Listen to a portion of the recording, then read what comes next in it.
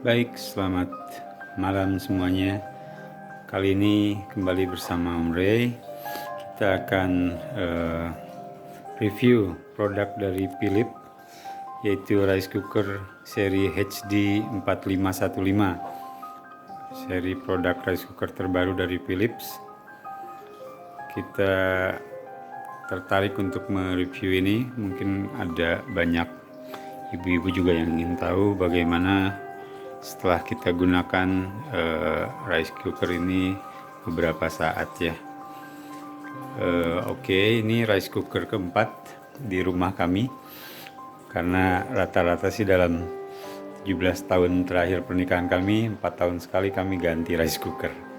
Sama dengan kulkas 4 kali, TV juga 4 kali. Entah ya kenapa harus 4 tahun sekali, seperti Piala Dunia aja.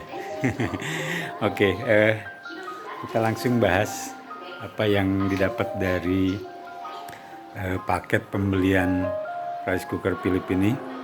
Selain tentunya kardusnya, jelas ya, kardusnya di dalamnya ada buku garansi, kartu garansi, kemudian ada buku petunjuk seperti ini. Ini kalau dibuka lebar, baca panjang lah. Kemudian ada apa ini? Buat penakar beras ya, sebanyak apa yang mau digunakan. Kemudian ada juga ini sebagai alat tatakan atau dudukan untuk mengukus. Jadi memang fungsi rice cooker ini tidak cuma untuk memasak nasi, dia juga bisa untuk mengukus, untuk kue-kue yang dikukus juga bisa digunakan. Dan kita juga dapat centong nasi sekaligus centong untuk sop juga ya. Ini semua ada tulisan Philipsnya ya, jadi otentik. Kemudian di sini juga ada tuh, di mangkok takarnya ada. Selain beberapa hal tersebut, kita juga tentu saja mendapatkan unit utamanya. Apa namanya ini? Satu buah rice cooker dan satu buah kabel. Kabelnya seperti ini, yang biasa digunakan untuk komputer ya, model-modelnya seperti itu. Nah, oke, sebelum kita bahas ke produknya sendiri, ada beberapa hal yang perlu diketahui dari produk ini, yaitu dia mengunggulkan dua teknologi utama nih di dalam produk ini, yaitu yang dikedepankan adalah teknologi pemanas Smart 3D. Apa tuh artinya Smart 3D? Apa nasinya tiba-tiba jadi sendiri atau bagaimana? Maksudnya sebetulnya Smart 3D di sini adalah proses memasak nasi yang panasnya itu merata, jadi tidak hanya dari bawah saja, karena kan pusat elemennya itu biasanya di bawah ya, ke atas. Nah, kalau dia dengan teknologi yang ada, dia membuat si nasi itu terpanaskan dari 4 penjuru ya. Jadi dari bawah, dari samping-sampingnya, kemudian dari atas. Nah, itu membuat matang yang merata. Kemudian selain teknologi itu juga dia mengunggulkan pancinya sendiri. Nanti kita lihat berikutnya. Jadi pancinya itu dilapis dengan baku hanseki, yaitu batuan alami dengan kandungan mineral serta elemen mikronutrien yang bermanfaat untuk kesehatan tubuh kita. Jadi selain tahan gores, dia juga 6 kali tahan lama dibandingkan panci-panci yang biasa digunakan oleh rice cooker konvensional ya. Sebelumnya saya juga pernah pakai merek lain, Cosmos. Dia juga pakai bahan yang cukup kuat juga. Nah, ini mungkin teknologi terbaru lagi nih, yang tahan gores dan kuat, yang namanya baku hanseki. Jadi 6 time durable baku hanseki coating inner port. Jadi coating si besinya panci itu lebih bagus ya. Kemudian kapasitas isinya sendiri dari panci itu 1,8 liter. Itu cukup untuk 12 orang. Kemudian diberikan garansi juga selama 2 tahun. Nah ini kalau contoh di sini kan ada beberapa contoh makanan, bisa bikin nasi goreng, bisa bikin soto, bisa apapun lah. Tapi mungkin ya tergantung preferensi ibu-ibu atau bapak-bapak sekalian ya, bisa masak ala konvensional atau mau lewat rice cooker ini. Yang pasti sih fungsi utamanya dia penanak nasi ya. Nah, dia juga dilengkapi oleh 8 menu, jadi nanti bisa dipilih di panelnya. Kemudian hal yang perlu diketahui lainnya, rice cooker ini menggunakan voltase 220 dengan 50 dan 60 Hz. Kemudian wattage-nya atau beban dayanya sebesar 400 watt ya. Dan ada beberapa hal keunikan selain dua teknologi yang tadi. Kemudian 8 menu. Trial display untuk pemakaiannya juga cukup lebar. Kemudian tutup bagian dalam bisa dilepas. Nah, maksudnya tutup bagian dalam itu yang ini. Yang ini dia. Nah, itu bisa dilepas untuk dibersihkan. Kan kadang ibu-ibu hanya fokus ke dalam pancinya saja, padahal bagian atas, bagian belakang panci dan semuanya itu harus dibersihkan dengan rajin. Nah, keunggulan lainnya juga dari rice cooker ini, yaitu nasi yang dimasak itu bisa bertahan selama 48 jam, which is sekitar 2 hari ya. Oke, baik, untuk kelengkapannya kita simpan dulu. Kita fokus ke bendanya nih. Nah, mari kita geser. Tampilan luarnya cukup menarik ya, tidak umum. Bentuknya lonjong seperti telur. Seperti ini kalau dilihat dari semua sisi. Di depannya ada panel untuk option memilih menu atau pola masak yang akan digunakan. Kemudian dia dilengkapi dengan colokan listrik yang seperti ini di belakang. Nah, untuk bagian belakangnya sendiri dia seperti ini. Oke. Jadi agak-agak extraordinary sih bentuknya ya. Kan biasanya mostly kebanyakan rice cooker bulat saja gitu ya. Kalau ini lonjong, yang mungkin mirip-mirip merek sebelah Yongma, mirip tapi tidak serupa. Nah, di sebelah sampingnya dia ada yang seperti ini. Ini sebetulnya buat apa sih? Itu berguna saat kita mau menyimpan ini. Jadi biar tidak nyari-nyari kemana alat pengambil nasinya. Oh, itu cungkilnya di situ ya ditaruh. Oke, kemudian kita fokus ke panelnya. Di panelnya sendiri kita bisa lihat di situ ada beberapa option. Ada menghangatkan, kemudian option nasi putih. Karena nasi putih dan nasi merah itu berbeda kalau di rice cooker ini. Mungkin berapa lamanya dia akan mengeset dengan sendirinya. Kemudian ada pengaturan waktu. Kemudian di sini ada menu juga di tengah-tengah untuk memilih masak cepat, slow cook, kukus, sup, bubur ataupun bikin kue ya. Kemudian ada pengaturan waktunya juga di sini. Oke, bagaimana cara membukanya? Kok nggak ada, kayak nggak ada handle-nya ya gitu. Nah, yang unik dia dengan sistem dipencet aja ya. Seperti ini, di tengah-tengah ada tombol bulat agak besar.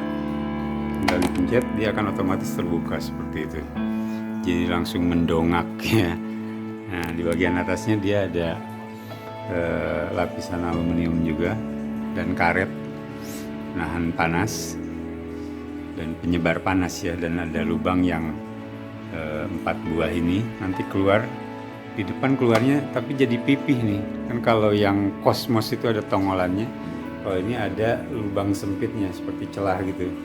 Dia lucu lah, keluar uapnya itu bagus kayak diffuser ya. Nanti bisa dilihat di video terakhirnya saat kita sedang memasak. Ini yang nyantel ke bagian bodinya.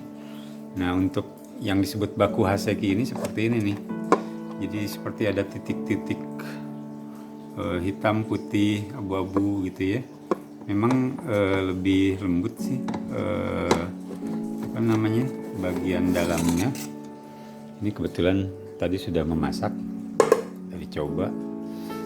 Di sini ada ukuran juga supaya tidak salah di dalam menentukan kadar air dan banyaknya beras. Jadi kalau untuk bubur segimana, nasi merah segimana, nasi putih segimana, itu ada. Jadi ada kadar air sama ininya. Nah, ini kebetulan sebelumnya sempat memasak, tinggal sisanya aja ya.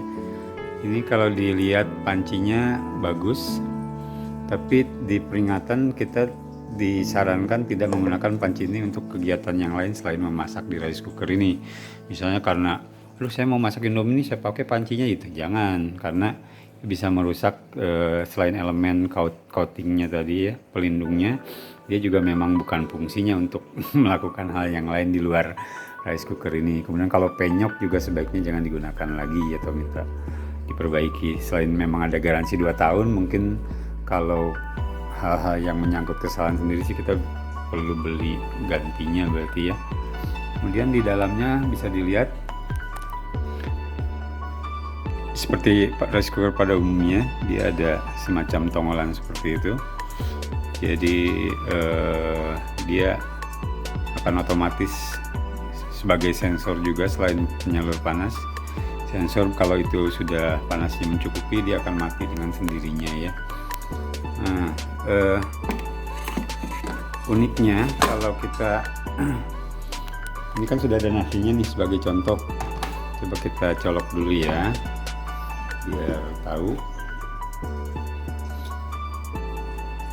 Cuman memang kalau kita tidak colokin selamanya, record untuk pemanasan nasi ini, jadi tergantung kapan kita menyalakan sih sebetulnya. Seperti ini, kita mau memanaskan ya, menghangatkan, kita pijit aja tombol menghangatkan seperti ini. Jadi akan memulai waktu maju ya, bukan waktu mundur. Berarti dia sudah akan berapa lama itu nasi sudah dihangatkan gitu. Nah sebetulnya kalau sudah beres memasak, dia akan otomatis ke titik 0 ini. Dia akan menghitung berapa lama umur nasi yang ada di dalam rice cooker itu. Jadi kita bisa tahu. Meskipun kadang kalau ibu-ibu kalau tinggal sedikit sih dicabut aja gitu ya, karena penghematan listrik juga bisa seperti itu. Begitu mungkin untuk ulasan kita. Jadi menarik sih memang produk ini, dan seperti ibu tahu bahwa Philips juga jaminan mutu ya. Selain ini saya juga mungkin nanti akan mengulas blender Philips yang terbaru. Dia juga dilengkapi dengan berbagai keunggulan yang ada. Nah ini dibeli di official store-nya Philips di Shopee atau di Tokopedia juga ada. Bisa dibeli di sana. Kalau lagi ada flash sales, dia lumayan ya potongannya.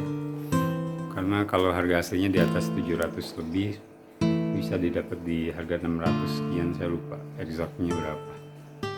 Oke, nanti mungkin ada video cuplikan saat memasak, bisa dilihat. Sampai di sini aja. Selamat mencoba dan salam memasak. Oke, see you. Saat posisi hampir matang.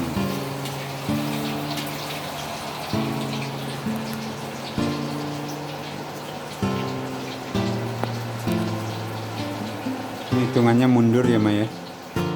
Ini ngitungnya mundur ya?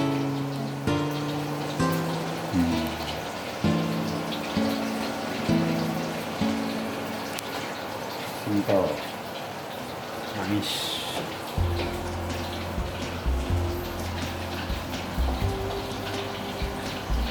Oh iya betul, 13 menit lagi dia matang. Sedang memasak nasi.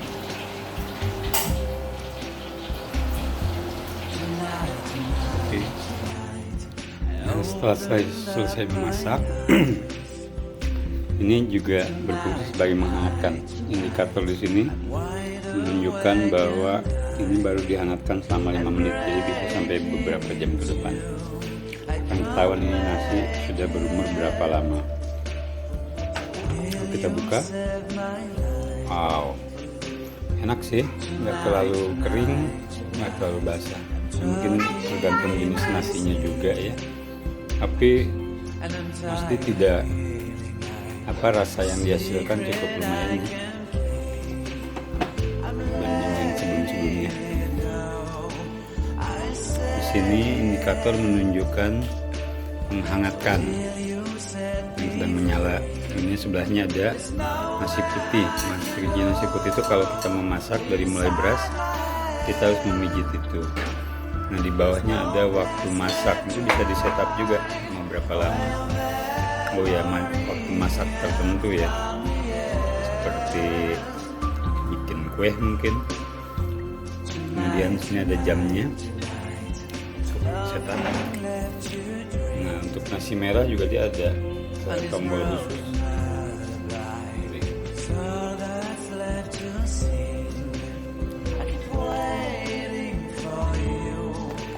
Di